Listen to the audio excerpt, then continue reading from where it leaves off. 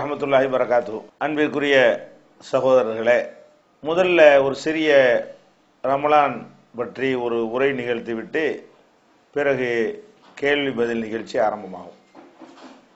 அன்பிற்குரிய சகோதரர்களே, சில நாட்களிலே நம்மை புனித ரமலான் மாதம் வந்து அடைய இருக்கிறது. இந்த ரமலான் மாதம் இதனுடைய சிறப்புகள், இந்த மாதத்திலே இறைவன் கடமையாக்கி இருக்கின்ற நோன்பை நோற்பதனால் நாம் பெறக்கூடிய பயன்கள் எல்லாம் நாம் அனைவரும் அறிந்து வைத்திருக்கிறோம். இப்படி ரமலான் என்ற ஒரு மாதத்தை அல்லாஹ் நமக்கு எதற்காக வழங்கி இருக்கிறான் என்றால், நமக்கு முந்தி வாழ்ந்த சமுதாய மக்கள் நம்மை விட நீண்ட நெடிய காலம் வாழ்நாள் வழங்கப்பட்டிருந்தார்கள். நூஹ் நபி அவர்கள் 950 ஆண்டுகள் வாழ்ந்ததாக அல்லாஹ் திருக்குர்ஆனிலே சொல்லி காட்டுகிறான். ஃபலபிஸ ஃபீஹிம் அல்ஃப ஸனத்தின் இல்லா 50 ஆமா. 1050 ஆண்டுகள் குறைவாக நூஹ் நபி அவர்கள் அந்த சமுதாயத்திலே வாழ்ந்தார் என்று அல்லாஹ் சொல்லி காட்டுகிறான். அப்ப இந்த அளவுக்கு ஒரு அதிகமான வாழ்நாள் கொடுக்கப்பட்டவர்களாக முந்தைய சமுதாயத்தவர்கள் இருந்தார்கள். 1000 ஆண்டுகள், 1500 ஆண்டுகள், 2000 ஆண்டுகள், 500 ஆண்டுகள், 300 ஆண்டுகள் என்று பல வருடங்கள் இந்த உலகத்திலே வாழக்கூடிய மக்கள் அந்த வாழ்நாள் முழுவதும் நன்மையான காரியங்களை செய்தார்கள் என்று சொன்னால், நமக்கு கிடைக்கிற நன்மைகளை விட பல மடங்கு அதிக நன்மைகள் அவர்களுக்கு கிடைத்துவிடும். நம்முடைய வாழ்நாளை எடுத்துக்கொண்டால் 60, 65ஓடு முடிந்து விடுகிறது. இந்த 60, 65ல் ஒரு சிறுபிராயத்தை கழிச்சு விட்டு பார்த்தோம்னா ஒரு 50 வருஷம் தான் இந்த உலகத்தில் நம்ம வணக்க வழிபாடுகள் செய்யக்கூடிய ஒரு நிலையில் இருக்கிறோம். இந்த 50 வருடம் நம்ம செய்யக்கூடிய அமல்களுக்கு என்ன பரிசு கிடைக்கும் என்றால் 50 வருடத்துடைய நன்மை தான் கிடைக்கும். அதே நேரத்தில் முந்தைய சமுதாய மக்களாக இருப்பார்களேயானால் அவர்கள் எவ்வளவு முன்னாடி சென்று கொண்டிருக்கிறார்களோ அந்த அளவுக்கு உங்களுடைய வாழ்நாள் அதிகரித்திருக்கிற காரணத்தினால் அவங்களுக்கு அதிகமான ஆண்டுகளுடைய நன்மை கிடைத்துவிடும். அப்ப இறைவன் நம்முடைய வாழ்நாள் அவனே குறைத்து விட்டு அவங்களுக்கு ரொம்ப அதிகமான நன்மைகளும் நமக்கு ரொம்ப குறைவான நன்மைகளும் கொடுத்தால் அது சரியான நீதியாக இருக்காது என்ற அடிப்படையில் தான் நமக்கு மாத்திரம் சிறப்பான சில தகுதிகளை, சில தன்மைகளை, சில வணக்கங்களை அல்லாஹ் தந்திருக்கிறான். இப்ப இந்த ரமலான் என்ற ஒரு மாதத்தை நமக்காக இறைவன் கொடுத்து, இந்த ரமலான் மாதத்திலே வரக்கூடிய குறிப்பிட்ட நாளிலே, லைலத்துல் கத்ரி என்ற ஒரு நாளிலே 1000 மாதத்திற்கு நிகரான ஒரு நன்மை தரக்கூடிய ஒரு இரவை அமைத்து, அந்த ஒரு இரவிலே நம்ம செய்யக்கூடிய வணக்கம் 1000 மாதங்கள் செய்கிற வணக்கத்துக்கு சமமானது என்று சொல்வதன் மூலமாக ஒரு இரவுல நம்முடைய அமல்கள் எல்லாம் 2 மடங்கு 3 மடங்காக மாறிவிடுகிறது. நம்ம ஒரு 50 வருஷம் அமல் செய்ய போறோம், 1000 மாதம்னா அது ஒரு 75-80 வருஷம் வரும். அப்ப அதெல்லாம் சேர்த்தோம்னு சொன்னா நம்ம பல மடங்கு நன்மைகள் நமக்கு கிடைத்து விடுகிறது. அப்ப நம்ம தொழக்கூடிய தொழுகை வணக்கம் எல்லாமே அந்த ஒரே ஒரு நாள், ஒரே ஒரு இரவில் செய்கிற வணக்கம் 1000 வருடம், 1000 மாதங்களை விட மேலானது என்று அல்லாஹ் சொல்வதன் மூலமாக, இது மாதிரியான சிறப்புகளை தருவதன் மூலமாக மற்ற சமுதாய மக்களுக்கு நிகரான வாய்ப்பை அல்லாஹ் தந்து விடுகிறான்.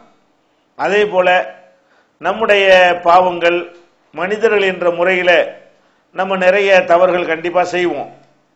இந்த தவறுகளுக்கெல்லாம் ஒரு பிராயச்சித்தமாக அல்லாஹ் என்ன பண்றான்னு கேட்டா, நபிகள் நாயகம் ஸல்லல்லாஹு அலைஹி வஸல்லம் சொல்றாங்க, மன் ஸாம ரமலான ஈமானன் வ இஹ்திஸாபன் குஃபிர லஹு மா தகத்தம மின் தம்பிஹி. இப்ப நம்ம சென்ற வருஷம் நோன்பு முடிந்தது, இந்த நோன்பு வரப்போகிறது. இந்த இடைப்பட்ட காலத்துல நம்மிடத்துல நிறைய பாவங்கள் நிச்சயமாக சேர்ந்திருக்கும். இந்த பாவங்களுக்கெல்லாம் ஒரு மன்னிப்பாக, பரிகாரமாக நபிகள் நாயகம் ஸல்லல்லாஹு அலைஹி வஸல்லம் என்ன சொல்றாங்கன்னா, யார் ரமலான் மாதத்தில ஈமானுடனும், முதல்ல ஈமான் ஏகத்துவ கொள்கை உறுதியா இருக்கணும், இதற்கான நன்மையை எதிர்பார்த்தும் நோன்பு நோக்கிறாரோ அவருடைய முன் பாவங்கள் மன்னிக்கப்படுகிறது. இப்போ இன்னைக்கு நம்ம வந்து ரமலானில் நோன்பு வச்சோம்னு சொன்னால் போன ரமலான்லேருந்து இது வரைக்கும் உள்ள பாவங்கள் எல்லாம் மன்னிக்கப்பட்டு விடுகிறது. அதே மாதிரி மன் காம ரமலான ஈமானம் வஹதிசாபன், இதே ஈமானோடும் மறுமை நன்மை எதிர்பார்த்தும் யார் இரவிலே நின்று வணங்குகிறாரோ அவருக்கு முன்பாவங்கள் மன்னிக்கப்படுகிறது. அப்ப நம்ம வந்து நன்மைகள் அதிகரிப்பதற்கான வாய்ப்புகளையும் அல்லாஹ் வந்து இந்த ரமலான்ல தருகிறான். நம்முடைய பாவங்கள் அழிவதற்கான வாய்ப்புகளை என்ன செய்யறான், ஒரு மாசத்துல செய்யற காரியத்தின் மூலமாக அதுக்கு முந்தி உள்ள எல்லா பாவமும் அழிக்கப்படுதுன்னா எவ்வளவு பெரிய கிஃப்ட் இது. ஒவ்வொரு பாவத்துக்கும் தனித்தனியா அழுகிறது மன்னிப்பு கேட்கறது தான் சரியான முறை. அதெல்லாம் இல்லாம கூடுதலாக நமக்கு என்ன அல்லாஹ் சிறப்பை தருகிறான் என்று சொன்னால், நீங்க இந்த ஒரு மாசம் நீங்க ஒழுங்கா நோன்பு வைங்க, இந்த ஒரு மாசம் நீங்க நின்று வணங்குங்க, அதிகமான நன்மைகள் கிடைத்து விடும். பாவங்களே இல்லாம போயிருமா இல்லையா? நன்மைகள் வரவு ஒரு பக்கம் ஆயிரும், நம்மள்ட்ட இருக்கிற பாவ மூட்டையெல்லாம் மொத்தமா அழிக்கப்பட்டு போயிருமே. பாவம்னா அல்லாஹ்வுக்கு செய்யற பாவம், மனிதர்களுக்கு செய்யற பாவத்தை வந்து அல்லாஹ் மன்னிக்க மாட்டான். மனிதர்கள் மன்னிக்காத வரைக்கும் மன்னிக்க மாட்டான். அப்ப அல்லாஹ்வுக்கு நம்ம எவ்வளவு பாவங்கள் செய்திருப்போம், அந்த மாதிரியான பாவங்களை எல்லாம் அல்லாஹ் வந்து மன்னிக்கிறதுக்கு எது காரணமா இருக்கிறது, இந்த ரமலானுடைய நோன்பு வந்து காரணமா இருக்கிறது. அதே மாதிரி வந்து நபிகள் நாயகம் ஸல்லல்லாஹு அலைஹி வஸல்லம் அவங்க சொல்றாங்க, இந்த நோன்பு என்பது எல்லா வணக்கத்தையும் நம்ம அல்லாஹ்வுக்காக தான் செய்கிறோம். தொழுகையா இருந்தாலும், ஜக்காத்தா இருந்தாலும், ஹஜ்ஜா இருந்தாலும், குர்ஆன் ஓதுவதாக இருந்தாலும், திக்ர் செய்வதாக இருந்தாலும், துஆ செய்வதாக இருந்தாலும், தஸ்பீஹ் செய்வதாக இருந்தாலும், நேர்ச்சை செய்வதாக இருந்தாலும், இன்னும் நம்ம என்னென்ன வணக்கங்களை நம்ம செய்கிறோமோ அது என்ன வணக்கமா இருந்தாலும் எல்லாமே அல்லாஹ்வுக்கு தான் செய்ய வேண்டும். ஆனாலும் எல்லாமே அல்லாஹ்வுக்குரியதா இருந்தாலும் அல்லாஹ் என்ன சொல்றானா, அஸ்ஸௌமுலி, நோம்புங்கிறது எனக்கு உரியது, வான அஜ்ஸிபி, அதுக்கு நானே கூலி கொடுப்பேன். எல்லாத்துக்கும் அல்லாஹ் தான் கூலி கொடுக்க போறான், எல்லாமே அல்லாஹ்வுக்கு உரியது தான். அப்ப இதுக்கு ஒரு கூடுதல் முக்கியத்துவத்தை என்ன செய்யறான்னு கேட்டா, இது நோன்பு எனக்கு உரியது, இது நானே தான் கூலி கொடுப்பேன் என்று அல்லாஹ் சொல்வதன் மூலமாக இதற்கு தரக்கூடிய கூலி வந்து ரொம்ப ஒரு சிறந்ததாக உயர்ந்ததாக இருக்கும் என்பதை நம்ம விளங்கிக் கொள்கிறோம். அப்ப இந்த மாதிரி நோன்பை பற்றி உள்ள எத்தனை சிறப்புகள்லாம் பார்க்கிறோம். இந்த மாதிரியான வாய்ப்புகளை அல்லாஹ் நமக்கு தந்திருப்பது எதுக்குன்னு கேட்டா, மனிதர் என்ற முறையில நம்மிடத்துல ஏற்படுகிற பாவங்களுக்கு பிராயச்சித்தம், மனிதர்கள் என்ற முறையில் நம்முடைய அமல்கள் குறைவாக இருக்குமே ஆனால் அந்த அமல்களுக்கு பல மடங்கு மதிப்பெண்களை போட்டு நம்முடைய கணக்கை வந்து வரவை அதிகப்படுத்துவது ஆகிய இரண்டு நன்மைகளை கொண்டதாக அல்லாஹ் ரப்புல் ஆலமீன் இந்த ரமலான் மாதத்தை நமக்கு என்ன செய்யறான், தருகிறான். அப்ப இந்த ரமலான்கிற ஒரு புனிதமிக்க மாதம் நம்ம எதிர்நோக்கி இருக்கக்கூடிய நேரத்தில் நம்ம அதுல சில கட்டுப்பாடுகளையும் இதற்கு முந்தி நம்ம எப்படி நடந்து கொண்டோமோ அந்த மாதிரி நடந்து விடாமல் பாழாக்கி விடாமல் பாதுகாத்துக் கொள்ள வேண்டும். ரமலான் வந்து கூட நிறைய பேர் என்ன செய்ய மாட்டாங்க, அதனுடைய பயனை அடையாமல் நாசமாகி விடுகிறார்கள். ரசூல் ஸல்லல்லாஹு அலைஹி வஸல்லம் அவர்கள் 3 பேரை வந்து நாசமா போகட்டும்னு துவா செய்யும் பொழுது ஜிப்ரீல் அலைஹிஸ்ஸலாம் ஆமீன் சொன்னார்கள் நம்ம கேள்விப்பட்டிருக்கிறோம். அந்த 3ல ஒரு விஷயம் என்ன, ஒருத்தன் ரமலான் மாதத்தை அடைந்து அந்த ரமலானில செய்யற நன்மைகள் மூலமாக பெரிய தர்ஜாவை அடையலாம், அந்த சான்ஸை நாசமாக்கணும் வந்து நாசமா போகட்டும். எவ்வளவு அற்புதமான வாய்ப்பு உனக்கு தரப்பட்டிருக்குப்பா, ரமலான் ஒன்று தந்திருக்கிறேன், ஒன்றுக்கு 10 பல மடங்கு உனக்கு அள்ளி தரப்போறேன், அந்த மாதிரி ஒரு சிறந்த ஒரு மாதத்தை உனக்கு நான் தந்திருக்கும் பொழுது பல வருடங்கள் அமல் செய்த நன்மைகளை அந்த மாதத்திற்காக நான் உனக்கு வழங்கும் பொழுது அதை கூட நீ பயன்படுத்தாம வீணாக்கிட்டியே, அப்ப நம்ம நாசமாகட்டும் அப்படின்னு சொல்லும் பொழுது ஜிப்ரீல் அலைஹிஸ்ஸலாம் ஆமீன் சொல்றாங்கன்னா அதுக்கு என்ன அர்த்தம், இது மாதிரி தான் அல்லாஹ் செய்வான்னு அர்த்தம், அவன் நாசமா போயிடுவான்னு அர்த்தம்.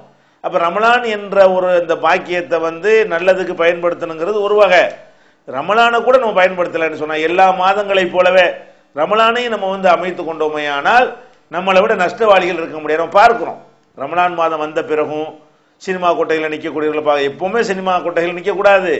அட ரமலானுக்காக வேண்டி கொஞ்சம் கூடுதலா நம்ம ஒரு கூடுதல் பேணுதலா இருக்கலாமா இல்லையா? பொதுவாகவே கோழு புறம் இந்த மாதிரி எல்லாம் பண்ணக்கூடாதுதான். ரமலான்ல கூடுதல் பேணுதலா இருக்கணுமா இல்லையா? ரமலான்ங்கிறது வந்து நம்முடைய பாவங்களை அழிப்பதற்கு அல்லாஹ் தந்திருக்கிற ஒரு வாய்ப்பு. அந்த பாவங்கள்லாம் எப்போ அழியும்னு கேட்டா இந்த இருக்கிற அந்த ஒரு மாசத்துல நம்ம நல்லவனா நடக்கணும். அப்ப இந்த பொய் பித்தராடம் கோழு பிராடு கலப்படம் இத்தனை தவறுகள் மனிதர்கள் முன்னிலை செய்யறோம். இந்த ரமலான்கிற மாதம் வந்த உடனே யாவது என்ன செய்யணும், நம்ம எல்லா விஷயங்களையும் நம்மளை மாற்றணும். இந்த ரமலானுக்காக கொஞ்சம் மாறணும். நபிகள் நாயகம் ஸல்லல்லாஹு அலைஹி வஸல்லம் அவர்கள் வந்து எப்போது பார்த்தாலும் வாரி வழங்கும் வள்ளலாகவே இருப்பார்கள். ரசூல் ஸல்லல்லாஹு அலைஹி வஸல்லம் அவர்களை பற்றி புகாரியில வரக்கூடிய ஹதீஸ் என்னன்னு சொன்னா, ரசூல் ஸல்லல்லாஹு அலைஹி வஸல்லமுடைய தன்மை என்னன்னா பெரிய வள்ளல் தன்மை இருக்கிற அள்ளியில் கொடுத்துட்டு இருப்பாங்க. ஆனா ரமலான் மாசம் வந்துருச்சுன்னு சொன்னா இன்னும் அதிகம் அதிகம் வாரி வழங்கக்கூடியவர்களாக இருப்பார்கள். அப்ப எப்பவும் வாரி வழங்குறத விட ஏன் கூட வாரி வழங்குறாங்க? அவங்க நபியாக இருந்தாலும் கூட, முன்பின் பாவங்கள் மன்னிக்கப்பட்டிருந்தால் கூட, அவங்க என்ன செய்யறாங்கன்னா இந்த ரமலான்ல நமக்கு கூடுதலா நன்மை கிடைக்கும், மற்ற நாள் மாதிரி இந்த ரமலான் மாத்திரம் நம்ம எடுத்துக்கொள்ள கூடாது என்பதற்காகத்தான் ரமலான்ல அதிகமாக என்ன செய்யறாங்க, வாரி வழங்கும் வள்ளலாக அவங்க திகழ்வாங்க என்பதையெல்லாம் நம்ம பார்க்கிறோம். அதே மாதிரி ரமலான் மாதம் வந்துட்டா தான் என்ன செய்வாங்க, இரவுல ஆரம்பிச்சு சகர் நேரம் தவறி விடுமோ நினைக்கிற அளவுக்கெல்லாம் இரவு தொழுகையை நீட்டி தொழுவார்கள் என்ற ஆதாரபூர்வமான செய்திகள்லாம் நம்ம பார்க்கிறோம். அப்ப இந்த ரமலான் என்கிற இந்த மாதத்தை நம்ம அடையும் பொழுது ஒரு முடிவு எடுத்துக்கொள்ள வேண்டும். என்ன முடிவு எடுக்கணும்? இது ஒரு பெரிய சான்ஸ் நமக்கு கிடைக்கிறது, அல்லாஹ்வுடைய பெரிய கிஃப்ட் நம்ம எதிர்நோக்கி நிற்கிறது. இந்த மாதத்துல முடிஞ்ச அளவுக்கு பாவங்கள் தீமைகள்ல இருந்து என்ன செய்யணும், நம்ம விலகி நிற்கணும். முடிஞ்ச அளவுக்கு நன்மைகளை எப்பவும் செய்யறதை விட கொஞ்சம் அதிகமாகவே நம்ம செய்யணும். எப்பவும் செஞ்சோம்னு சொன்னா அந்த அளவுக்கு தான் நன்மை கிடைக்கும். இந்த மாதத்துக்குள்ள நுழைந்து நம்ம அதை செய்வோமையானால் நம்முடைய நன்மைகள் தாறுமாறாக என்ன செய்யப்படும், அதிகரிக்கப்படும் என்கிறத கவனத்தில் கொண்டு நம்ம என்ன செய்யணும், இந்த ரமலானை எதிர்கொள்ள வேண்டும். அதே மாதிரி அதனாலதான் நபிகள் நாயகம் ஸல்லல்லாஹு அலைஹி வஸல்லம் சொல்றாங்க, மல்லம் யதா கௌல ஸூரி வல் அமல பிஹி ஃபலைஸ லில்லாஹி ஹாஜத்துன் ஃபீ அன் யதா தஆமஹு வ ஷராபஹு. ஒரு மனுஷன் அவனுடைய நோன்பு வச்சுக்கிட்டு நோன்பு வைத்து கொண்டு தீய பேச்சுக்களையும் தீய செயல்களையும் விடாமல் இருப்பானையானால், எப்பவும் நீ விட்டுருந்தான் தான் சரி, எப்பவும் செஞ்சு தொலைஞ்சிட்டு போ, ரமலான் மாசம் விட்டது, நோன்பு வர வச்சிடுற, நோன்பு வைத்து கொண்டு நீ என்ன செய்யறன்னு கேட்டா தீமையான உன்னுடைய செயல்கள் எதுவுமே குறையல, அல்லது தீமையான பேச்சுக்களை நீ விட மாட்டேங்கிற, இப்படி இருந்தால் ஃபலைஸ லில்லாஹி ஹாஜத்துன், அல்லாஹ்வுக்கு எந்த தேவையும் கிடையாது, ஃபீ அய்யத தாமஹு வ ஷராபஹு, இவன் உணவையும் பானத்தையும் தியாகம் செய்திருப்பது அல்லாஹ்வுக்கு தேவையற்றது.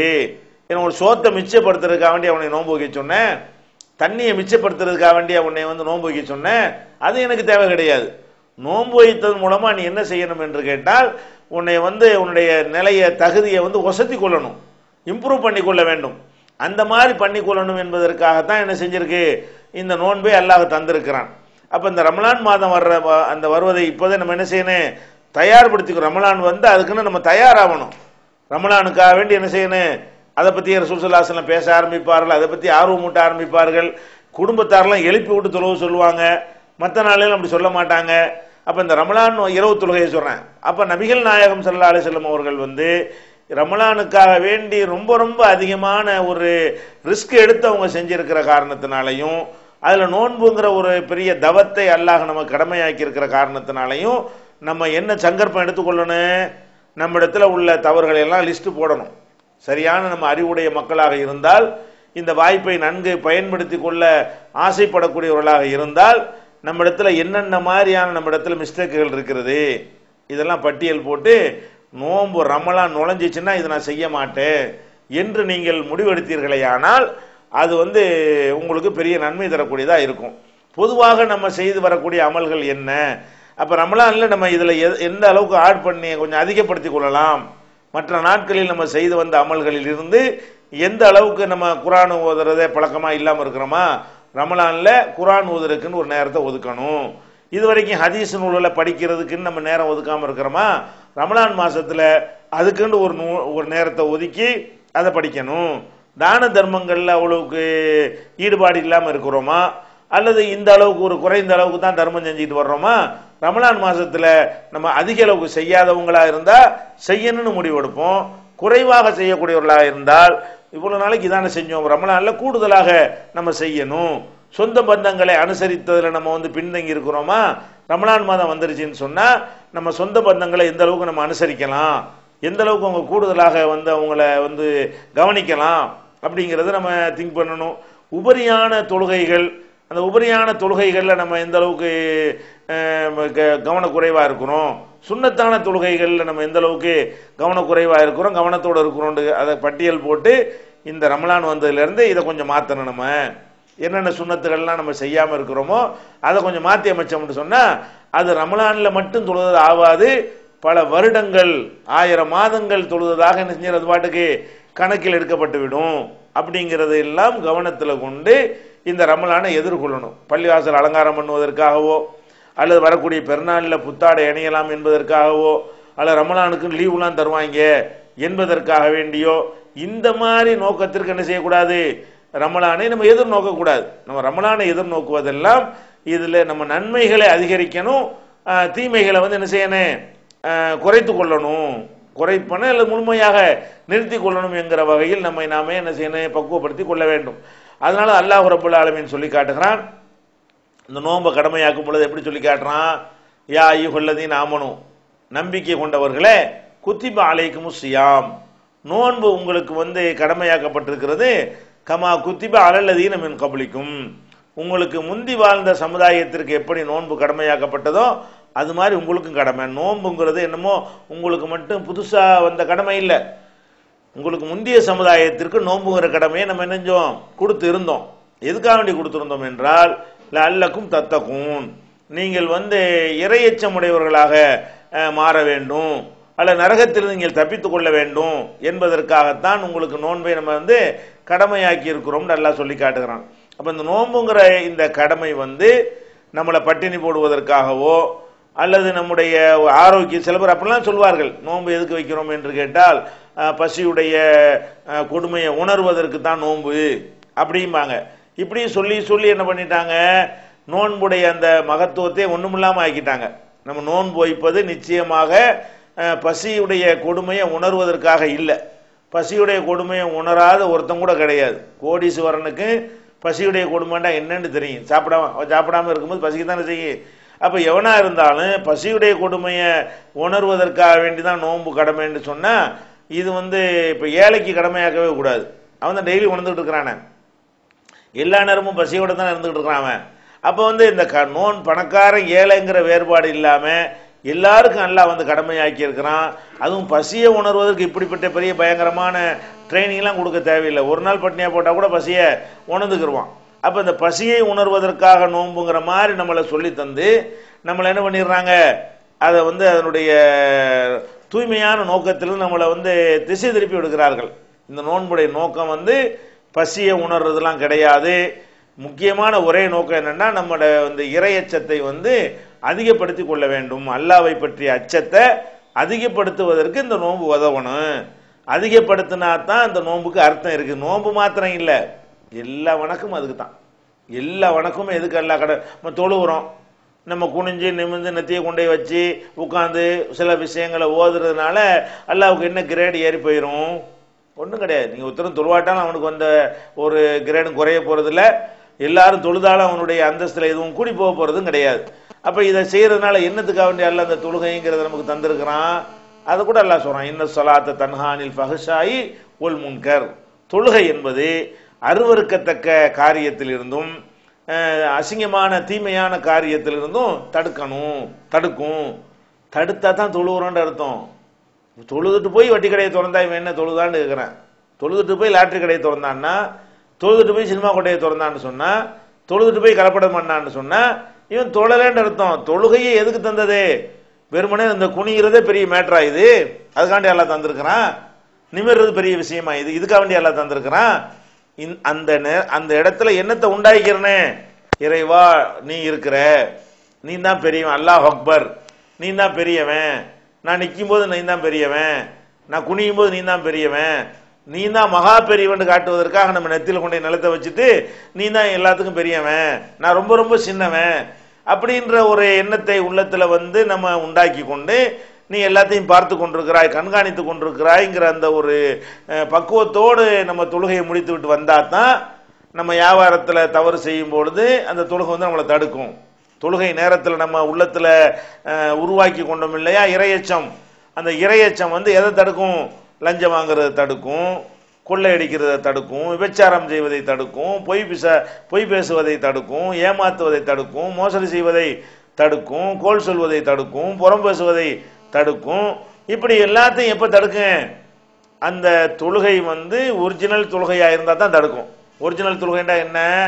அல்லாஹ் ஒருத்தன் இருக்கிறான் என்ற அச்சத்தை உண்டாக்குவதற்கு தான் இந்த தொழுகை என்று நினைத்து அந்த அச்சத்தை உள்ளத்தில் உருப்போட்டவர்களாக நம்ம தொழுதிருப்போமையானால் அந்த மாதிரியான தொழுகை வந்து நம்முடைய மானக்கேடான காரியங்களையும் நம்மிடத்தில் இருக்கக்கூடிய தீமையான காரியங்களையும் தடுக்கும்.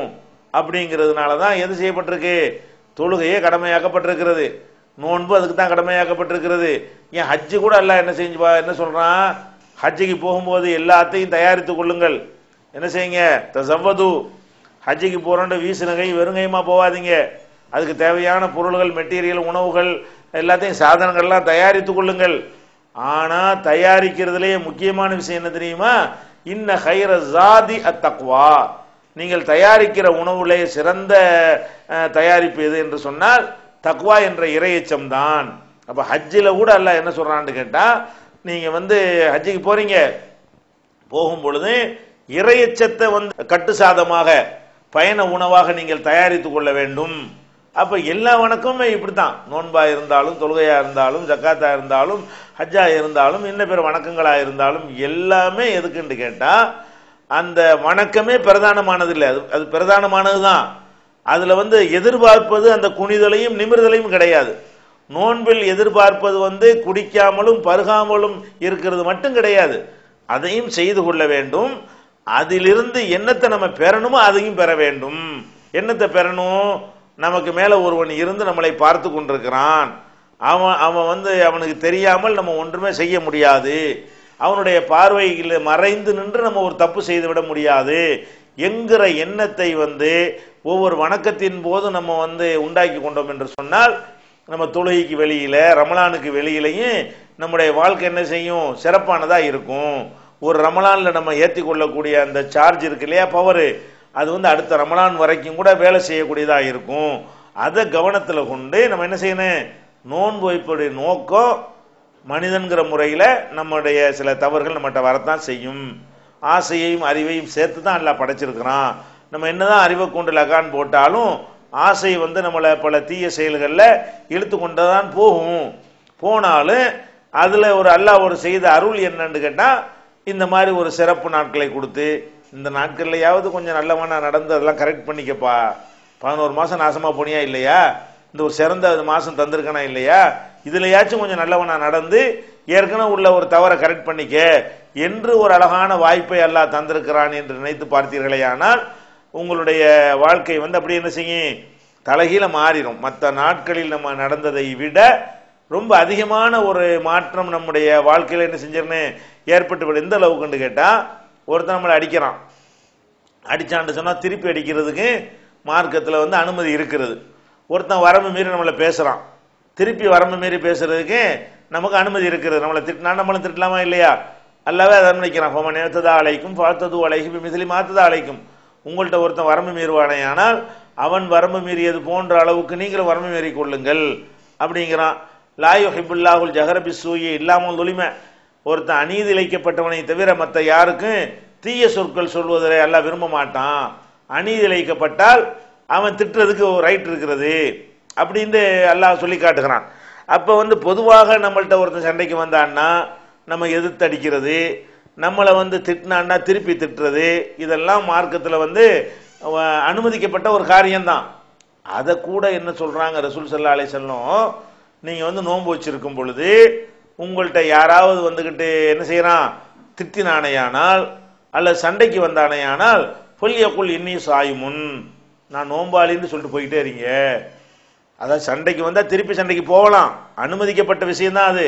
அனுமதிக்கப்பட்டதுக்கு என்ன லகான் போடுறாங்க, கடிவாளம் போடுறாங்க, அனுமதிக்கப்பட்டது தான்ப்பா. அந்த ரமலான்லயே நீ அனுமதிக்கப்பட்டதை செய்யற, சிறந்தது செய்யி. வேற நாள்ல நீ அனுமதிக்கப்பட்டதை செய்யி. ரமலான் மாசத்துல நீ என்ன செய்யணும்னு கேட்டா, அவனை திருப்பி அடிக்கலாம்னு உனக்கு இருந்தா கூட இன்னி சாயிமுன், எவன் சண்டைக்கு வந்தாலும் சரி பதில் என்ன சொல்லணும், நான் நோன்பாளியாக இருக்கிறேன். திட்டுறானா நான் நோன்பாளி, கோல் சொல்றான்னு தகவல் வருதா நான் நோன்பாளியா இருக்கிறேன். அவன் சொன்ன மாதிரி நான் சொல்ல மாட்டேன், அவன் புறம் பேசின மாதிரி நான் புறம் பேச மாட்டேன், அவன் என்ன ஏசின மாதிரி நான் ஏச மாட்டேன், அவன் அடிச்ச மாதிரி நான் திருப்பி அடிக்க மாட்டேன். அப்ப சண்டைக்கு வர்றவனுக்கு என்ன சொல்ல சொல்றாங்க, நான் நோன்பாளி என்று சொல்ல சொல்கிறார்கள். அப்ப நம்ம என்ன செய்யணும், இந்த ரமலான் மாசத்துல வந்து டோட்டல் சேஞ்ச் பண்ணணும், ஒட்டுமொத்தமாக நம்மை மாற்றிக்கொள்ள வேண்டும். இதுக்கு முந்தி இருந்த வாழ்க்கையிலிருந்து ஒரு புது வாழ்க்கையை நோக்கி நம்ம திரும்பணும். அதுதான் நபிகள் நாயகம் ஸல்லல்லாஹு அலைஹி வஸல்லம் சொல்றாங்க, ரமலான் மாதம் வந்து விட்டது என்று சொன்னால் சொர்க்கம் திறந்து வைக்கப்படுகிறது, நரகத்தின் வாசல்கள் அடைக்கப்படுகின்றன, ஷைத்தான்களுக்கு விலங்கிடப்படுகின்றன என்று நபி ஸல்லல்லாஹு அலைஹி வஸல்லம் சொல்றாங்க. அப்ப நம்ம இந்த ரமலான் வந்தோன்னு சொர்க்கம்லாம் திறந்து வைக்கப்படுது, நரகம்லாம் அடைக்கப்படுகிறது, ஷைத்தானுக்கு விலங்கு போடப்படுதுன்னா என்ன அர்த்தம்? விலங்கு போட்டா ரமலான்ல ஏன் தப்பு நடக்குது? ரமலான்ல ஷைத்தானுக்கு விலங்கு போட்டோம்னா ரமலான்ல ஏன் திருடுறான்? ரமலான்ல இது கொள்ளடிக்கிறான், ஷைத்தான் இருக்க போய் தானே கொள்ளடிக்கிறான். அப்ப விலங்கு போடப்படுதுன்னா என்ன அர்த்தம் தெரியுமா? நீங்க அதை ஒழுங்கா பயன்படுத்தினா அவனுக்கு விலங்கு போடலாம்னு அர்த்தம். விலங்கு போடப்பட்டா தவறே செய்யாமல் இருக்கணும். ரமலான் மாசத்துல என்ன செய்யறான்? எல்லாரும் தப்பு செய்யத்தான் செய்யறான். அப்ப ஷைத்தான்களை பூரா கட்டி வச்சுட்டா இப்படி தப்பு நடக்கும் உலகத்துல. அப்ப அதுக்கு என்ன பொருள்? ஷைத்தான்களுக்கு விலங்கிடப்படுதுன்னா நீங்க நினைத்தீர்களேயானால் இந்த ரமலான்ங்கிறதுனுடைய முக்கியத்துவத்தை மனசுல இருத்தி நோன்பினால் கிடைக்க வேண்டிய பயிற்சியை சரியாக எடுத்தீர்களேயானால் உங்கள்ட்ட இருக்கிற ஷைத்தான் உங்களை மீற முடியாது. விலங்கு தான் அவனுக்கு, உங்களை வேற மாதிரி இழுத்துட்டு போக முடியாது. இந்த மாதிரி சொன்னா அப்படி இழுக்க முடியும்? அடிக்கிறான் நம்மள, நான் நோம்பாளின்னு சொல்லிட்டீங்கன்னா ஷைத்தானுக்கு அப்புறம் என்ன வேலை இருக்காங்க?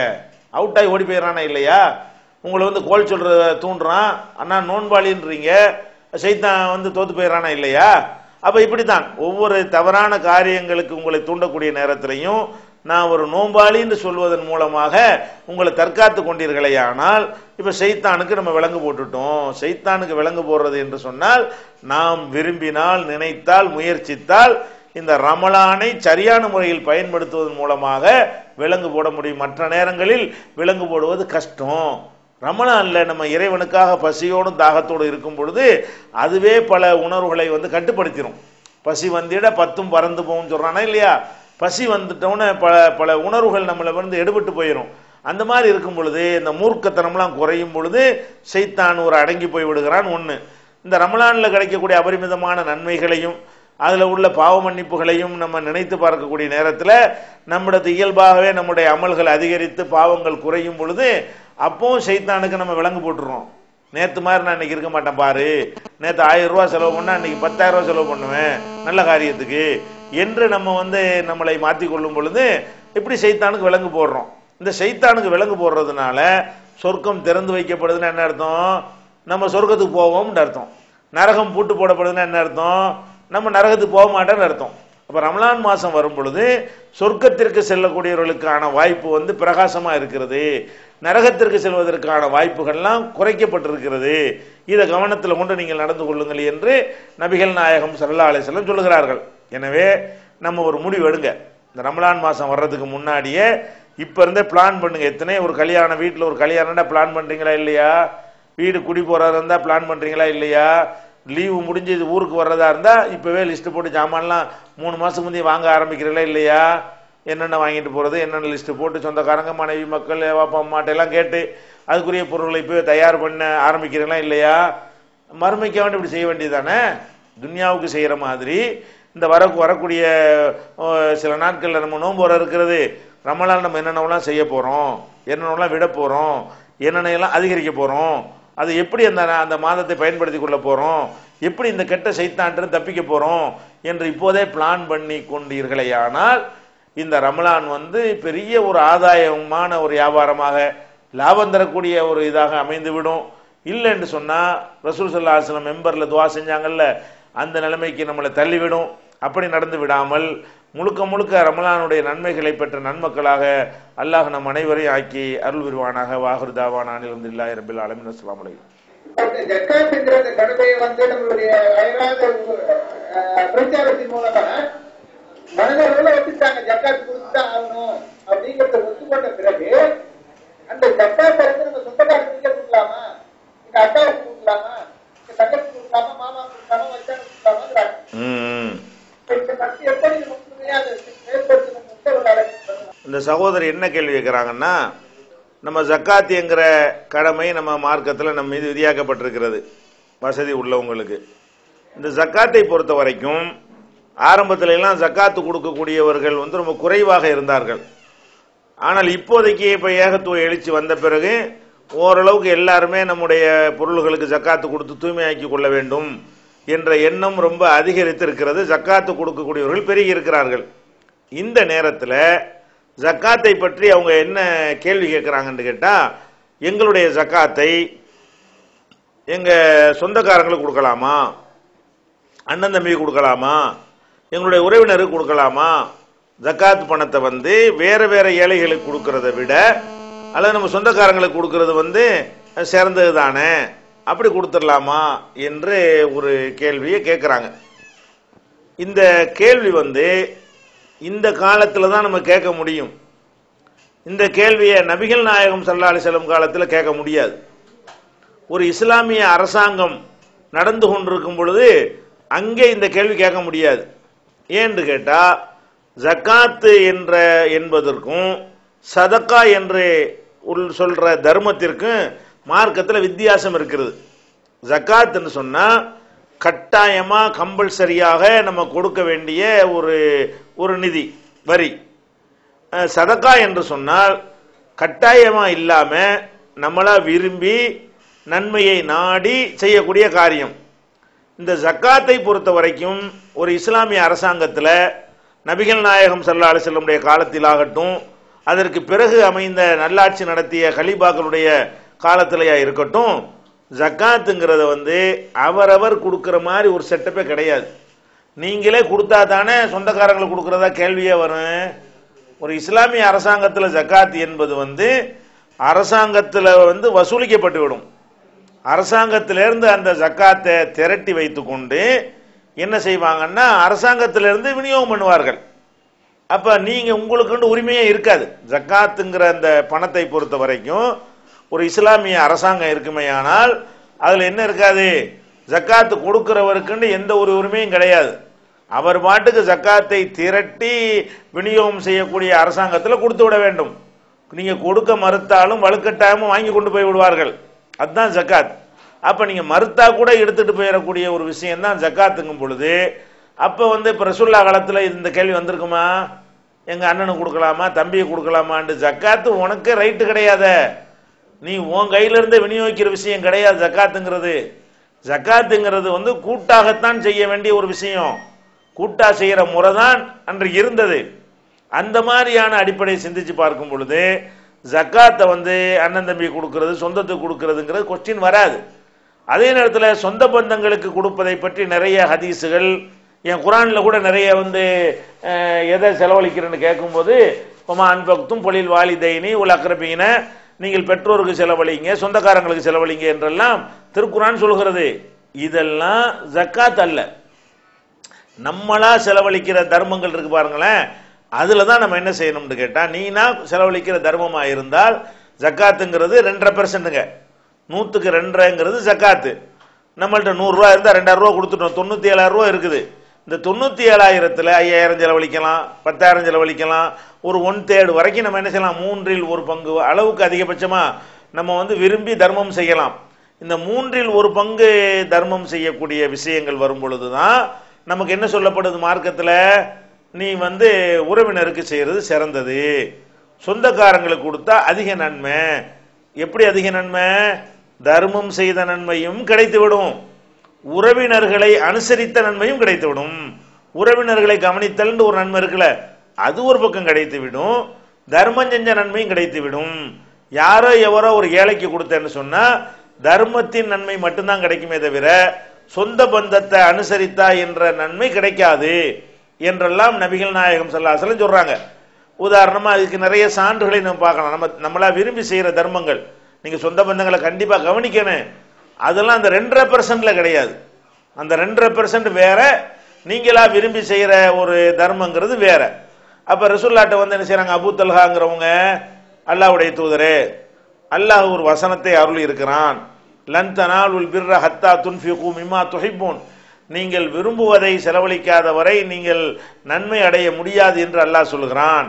அதனால நான் எனக்குன்னு ஒரு தோட்டம் இருக்கிறது, செழிப்பான தோட்டம், அந்த தோட்டத்தை தான் நான் ரொம்ப விரும்புகிறேன், அதை அல்லாஹ்வுக்காக நான் தந்துட்டேன், நீங்க நல்ல ஏழைபாளைகளுக்கு தான தர்மத்துக்கு பயன்படுத்துங்கிறார்.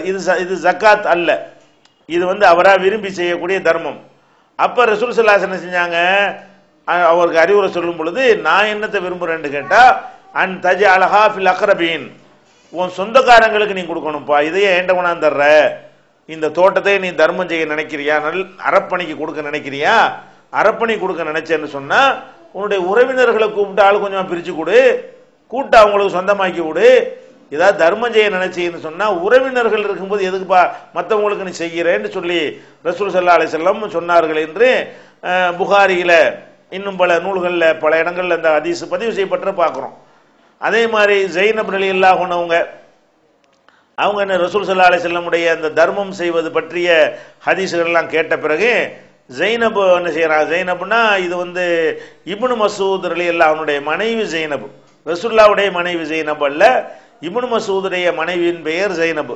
அந்த ஜைனப் என்ன செய்யறாங்கன்னு கேட்டா ரசூலுல்லாஹ் வீட்டுக்கு வர்றாங்க. பிலால் நிக்கிறாரு. பிலால் என்ன செய்யறாங்கன்னு கேட்டா, நீ போய் ரசூலுல்லாஹ்ட்ட போய் ஃபத்வா வாங்கிட்டு வா, நான் கேட்டேன்னு சொல்லிவிடாத, ஃபத்வா மட்டும் நீங்க கேட்டுட்டு வா அப்படின்னு சொல்றாங்க. என்ன ஃபத்வான்னு கேட்டா, இப்ப நான் வசதியான ஆளா இருக்கிறேன், ஜைனபு சொல்றாங்க, என் கணவர் ஏழையா இருக்கிறார்.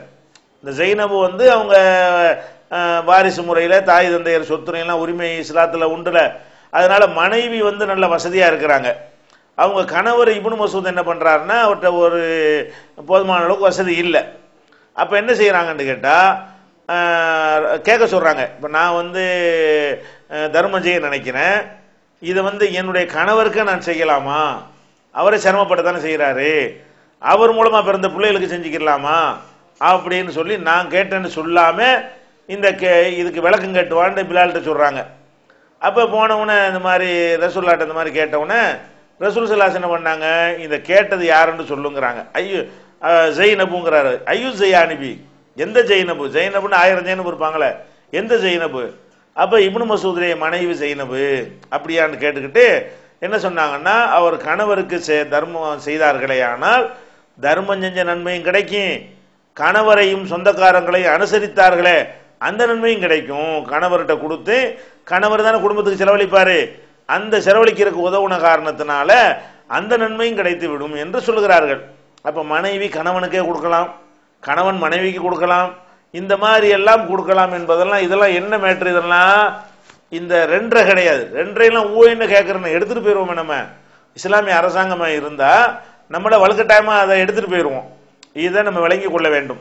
ஆனால் இன்னைக்கு உள்ள அமைப்புல இஸ்லாமிய அரசாங்கம் கிடையாது.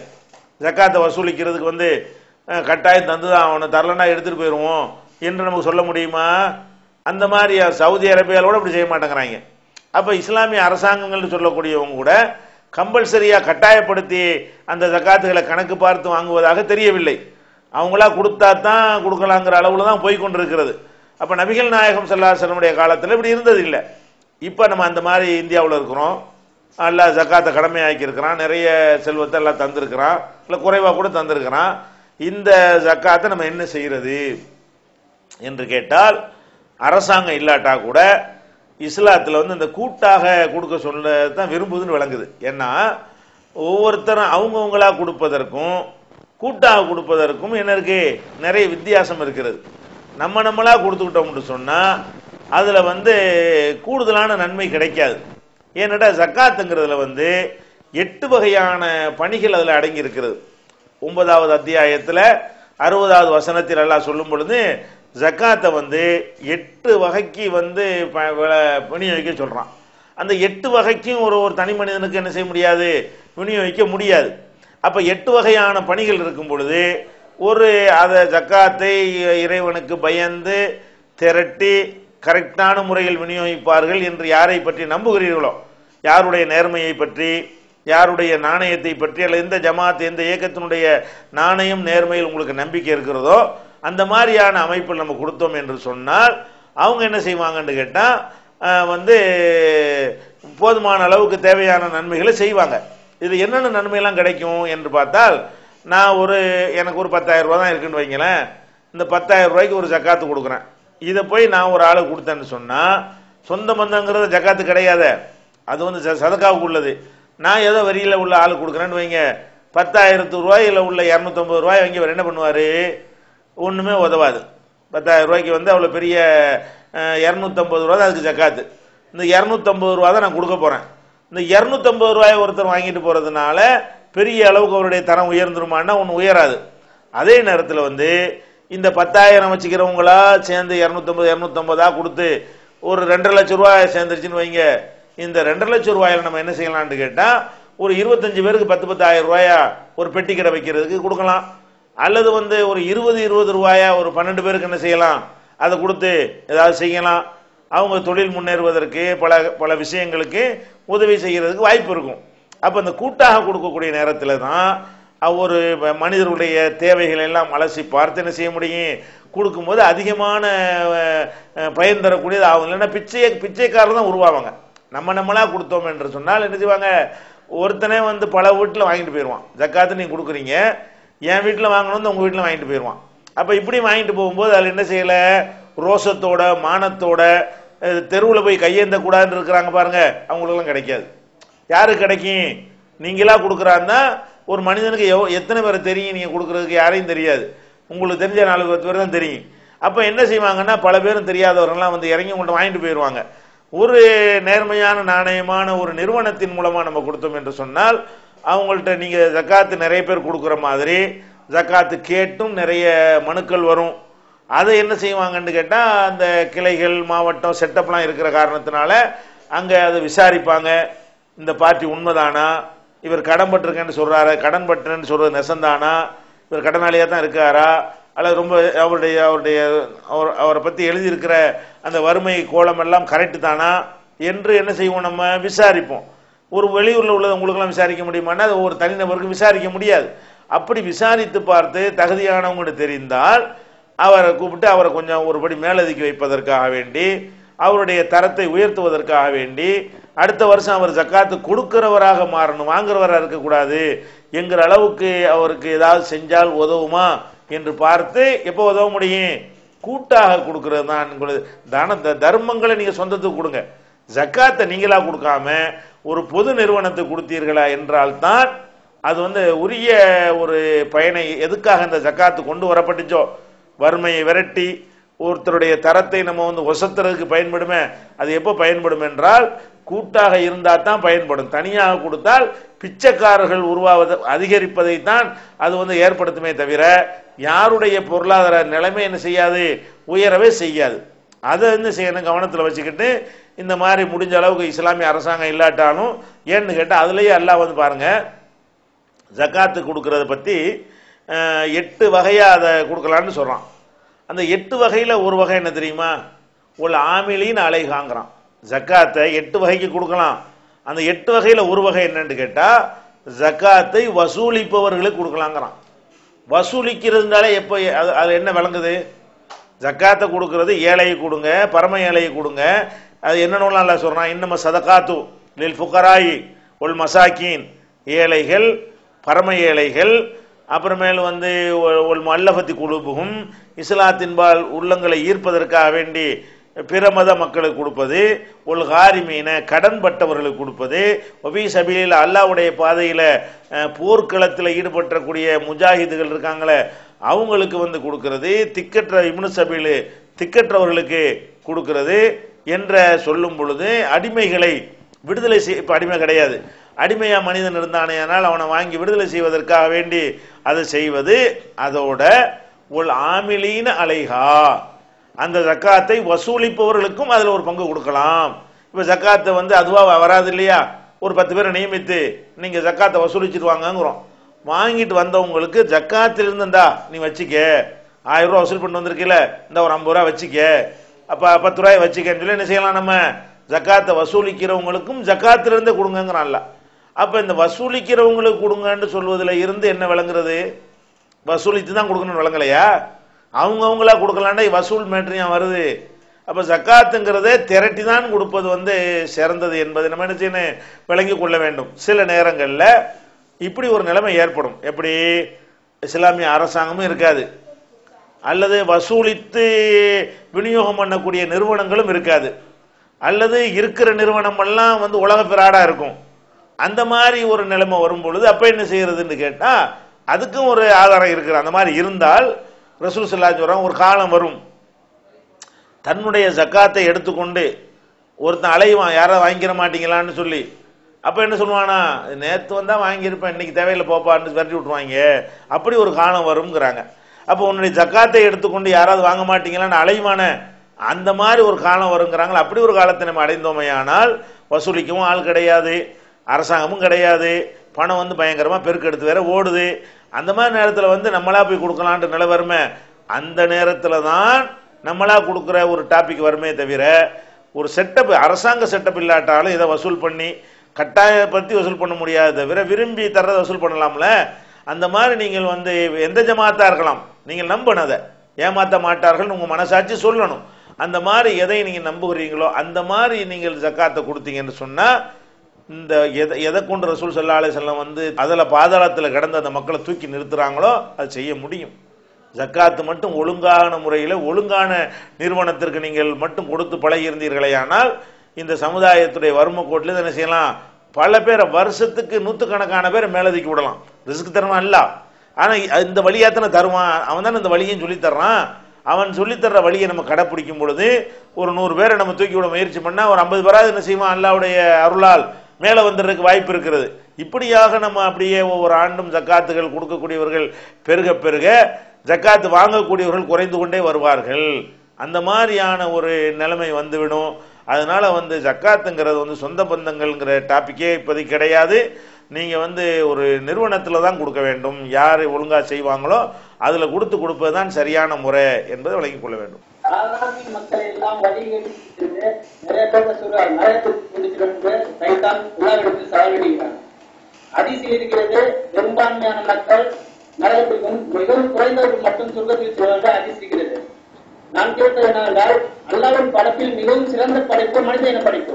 அப்படிப்பட்ட அந்த மனிதர் மக்கள் நிறைய பேர் நரகத்தில் செல்கிறார்கள், குறைந்தவர்கள் மட்டுமே சொர்க்கத்தில் செல்கிறார்கள் என்றால் சைத்தானில் வென்று விட்டது போல ஒரு சந்தேகம் இருக்கிறது. இதற்கு விளக்கம் தேவை. அதாவது இவர் என்ன கேட்கிறாருன்னு கேட்டா, அல்லாஹ்வுடைய படைப்புல வந்து மனித படைப்பு தான் சிறந்த படைப்பு. சிறந்த படைப்பும் போது நரகத்திற்கு செல்லக்கூடியவர்கள் யாருன்னு பார்த்தீங்கன்னா, மனிதர்கள் அதிகமான பேர் நரகத்துக்கு போவாங்கன்னு இருக்கிறது, குறைவானவங்க தான் சொர்க்கத்துக்கு போவாங்க என்று நிறைய ஆதாரங்கள் கிடைக்கிறது. அப்படி இருக்கக்கூடிய நேரத்தில் அப்ப ஷைத்தானுடைய கைதான ஓங்கி விடுகிறது. மனிதன் சிறந்த படைப்பாக இருக்கிறான், அப்ப ஷைத்தான் வந்து அதிகமான பேரை வழிகெடுத்து விட்டான் என்று சொல்லும் பொழுது அப்ப ஷைத்தானுடைய கை ஓங்கி விடுகிறது, சிறந்த படைப்பு நரகத்துக்கு போகக்கூடிய ஒரு நிலைமைக்கு வந்து விடுகிறது அப்படின்னு கேட்கிறாங்க. அதாவது சிறந்த படைப்பு என்று சொல்வதற்கு என்ன அர்த்தம் என்று விளங்கிக் கொள்ள வேண்டும். மனிதன் சிறந்த படைப்பு என்று சொன்னால் அவன் சிறந்தவனாக நடக்க விரும்பினால் அதற்கு ஏற்றவாறு அவனை அல்லாஹ் படைத்திருக்கிறான். அவன் நினைச்சு இப்ப கெட்டவனா நரகத்துக்கு போறவன் இருக்கான் பாருங்களேன், எதுக்கெல்லாம் நரகத்துக்கு போவான், திருடுனா நரகத்துக்கு போவான். அந்த திருடக்கூடிய ஒருத்தன் திருடாம இருக்க முடியுமா முடியாதா? முடியும். திருடுவதை அவனா தேர்ந்தெடுத்து கொண்டுதான் நரகத்துக்கு போறான். அதே மாதிரி வந்து விபச்சாரம் பண்ணா நரகத்துக்கு போறான்.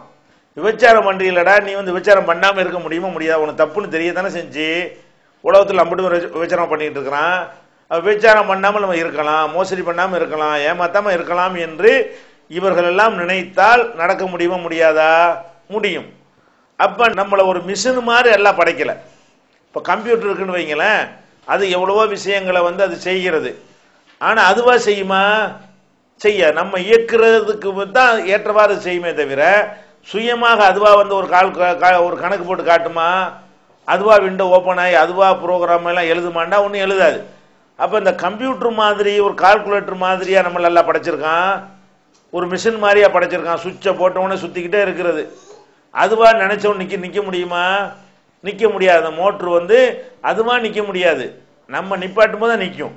அப்ப அதுக்கு எந்த விதமான சுதந்திரமும் அதுக்கு இல்லை. அப்படி படைக்கப்பட்டு இருந்தால் நம்ம என்ன செய்யலாம்? சிறந்த படைப்பு போய் நரகத்தில் போடுறோமேன்னு கேட்கலாம். மனிதனை எப்படி எல்லாம் படைச்சிருக்கான்னு கேட்டா அவனுக்கு மூளைங்கிற ஒரு கண்ட்ரோலை கொடுத்து அதை அவன் கையில தான் கொடுத்துருக்கிறான். அந்த மனிதன் நினைத்தால் ஒரு புகைப்பிடிக்கிறவன் நினைச்சால் புகைப்பிடிக்கிற விடலாம், குடிகாரன் நினைத்தால் குடியை விடலாம், விபச்சாரம் பண்றவன் விபச்சாரத்தை விடலாம், திருடுறவன் திருட்ட விடலாம், கொலை செய்யறவன் கொலையை விடலாம், கொள்ளையடிக்கிறவன் கொள்ளையை விட்டுறலாம். எல்லாமே உனக்கு 7 உண்டு படைத்திருக்கிறனே, அதுதான் சிறந்த படைப்பு. சிறந்த படைப்புனா என்ன அர்த்தம்? ஒரு அற்புதமான ஒரு பொருளை உன்கிட்ட தந்து படைப்புல சிறந்த படைப்பு ஆக்கிட்டேன்.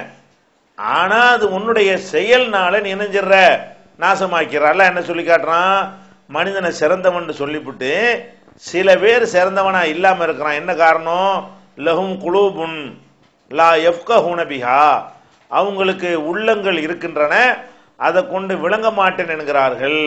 வலஹும் அயுனுன், அவர்களுக்கு கண்கள் உள்ளன, லா யுபுசிரூன பிஹா, அதை கொண்டு அவங்க பார்க்க மாட்டார்கள். உலகும் ஆதானுன், அவங்களுக்கு காதுகள் உள்ளன, லா யஸ்மஊன பிஹா, அதை கொண்டு அவங்க செவியுறை மாட்டேன் என்கிறார்கள்.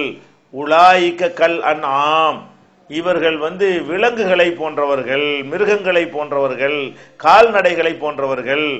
இல்லை இல்லை, பல்ஹும் அவல்லு, அதை விட கெட்டவர்கள். கால்நடைக்காச்சு என்ன இருக்குது, அறிவு கிடையாது, அதனால அது என்னத்தை இஷ்டத்துக்கு நடக்கலாம். உனக்கு அறிவு இருக்கும்போது எப்படி இஷ்டத்துக்கு நடப்ப என்று அல்லாஹ் கேட்கிறான். அப்ப மனிதனை சிறந்தவனா படைச்சிருக்கன்னு சொல்லிவிட்டு அதை அல்லாஹ் தானே செய்யறான், இப்படியும் இருக்கிறான்னு சொல்றோம். மனிதனை சிறந்தவனா படைச்சிட்டேன்னு சொல்லிவிட்டு தான் சும்மா ரத்ததுனாகு அஸ்வல சாஃபிலின், தாழ்ந்தவர்களிலும் தாழ்ந்தவனாகவும் அவனத்தை நம்ம ஆக்கியிருக்கிறோம். மேல உள்ளதுலையும் மேல உள்ளவனை ஆக்கியிருக்கிறோம், தாழ்ந்தவர்களிலும் தாழ்ந்தவனை ஆக்கியிருக்கிறோம், ரெண்டாவும் ஆக்கியிருக்கிறோம் நல்லா சொல்றான். அதனால மனிதன் படைப்பின் அமைப்பை எடுத்து பார்த்தீர்களே, ஆனால் அவன் சிறந்தவன் தான். எல்லா மனிதனும் நல்லவன் ஆகணும்னு அவன் தீர்மானிச்சான்னு சொன்னா அவனை திணிச்சு கெட்டவன் ஆக்குறது கிடையாது, அவனா தேர்ந்தெடுத்து தான் கெட்டவன் ஆகுறான். அவனை கையை பிடிச்சி யாரும் இழுத்துட்டு போய் என்ன செய்யறது இல்ல, தீமையில கொண்டே தள்ளுறது கிடையாது. விதி சம்பந்தமா நம்ம இதில் எடுக்கக்கூடாது, விதியை பத்தி சர்ச்சை பண்ணக்கூடாது. ஆனா நமக்கு தெரியும், நமக்கே என்ன தெரியுது, நம்ம இதை கையில் எடுக்கிறேன் நினைச்சா கீழே போடலாம், வச்சுக்கிறோம் செய்யலாம். எனக்கு தெரிய தானே செய்யுது, கையில வச்சிருந்தால் நான் தான் இந்த முடிவு எடுக்கிறேன், கீழே போட்டு நான் தான் முடிவு எடுக்கிறேன். ஒரு பொருளை கிழிக்கிறேன், கிழிக்கிறது என் முடிவு தான், மடிச்சு பாக்கெட்ல வச்சுக்கிறேன், அதுவும் என் முடிவு தானே, அது நமக்கு தெரிஞ்சதானே. சினிமா கோட்டைக்கு போனாலும் போகலாம், ஏன்டா இதுக்கு போகணும், திரும்பி வந்தாலும் வரலாம், எனக்கு தெரியுது. அப்ப நமக்கு தெரிந்த வரைக்கும் நம்ம நினைச்சா நல்லவனா வாழ முடியும் இருக்கிறது. அப்ப அதான் சிறந்த படைப்புக்கு அர்த்தம். நாசமா போறதுக்கு காரணம் என்னன்னு கேட்டா, நீனா தேர்ந்தெடுத்துக்கிற, நீனா சைத்தானுக்கு அடிமையாகி கொள்கிறாய். சைத்தான் அந்த வரம் கேட்டான், என்னை விட்டு பார்த்துடுறேன்.